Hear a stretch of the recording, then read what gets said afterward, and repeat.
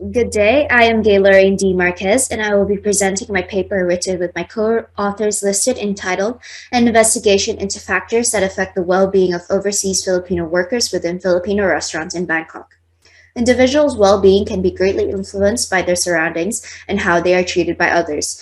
This paper focuses on identifying the factors that affect the well-being of consumers and workers in a Filipino restaurant setting.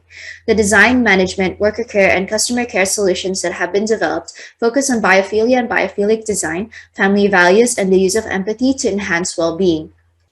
Overseas Filipino workers, or OFWs, is a term used for Filipino migrant workers. In total, there were an estimate to be around 2.2 million OFWs worldwide prior to the COVID-19 pandemic.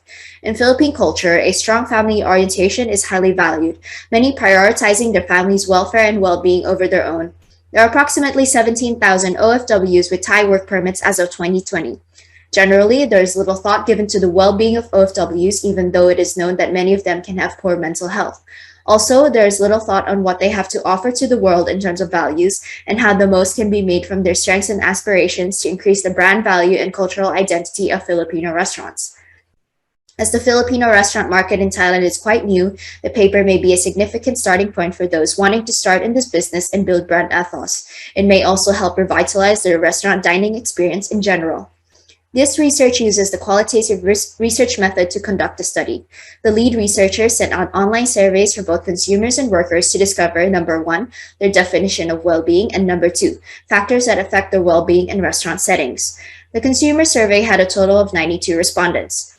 Furthermore, focus group discussions were conducted with end users and interviews undertaken with managers to get further insights on their perception of well-being in Filipino restaurants. The study showed that the meaning of well-being to both consumers and workers were comfort, happiness, and health.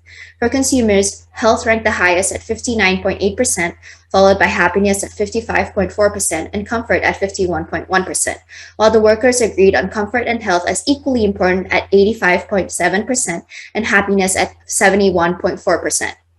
Out of the 14 biophilic patterns, the top three patterns that consumers have strong agreements on from the surveys are thermal and airflow variability, visual connection with nature, and dynamic and diffuse lighting. The top factors that consumers emphasize that contribute to their well-being are cleanliness and hygiene, nature as a source of calmness, and lighting as an important role in ambient setting. When it comes to empathy in restaurant service, consumers have strong agreements with having staff empathy and good service to help them increase their well-being. For workers' well-being, their general well-being is at an all-around good condition. To them, good management includes empathy and leadership.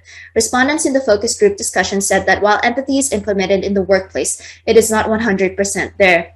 Furthermore, strong agreements were made when applying empathy in service to increase their well-being. Empathy in social media, on the other hand, was just about agreed on.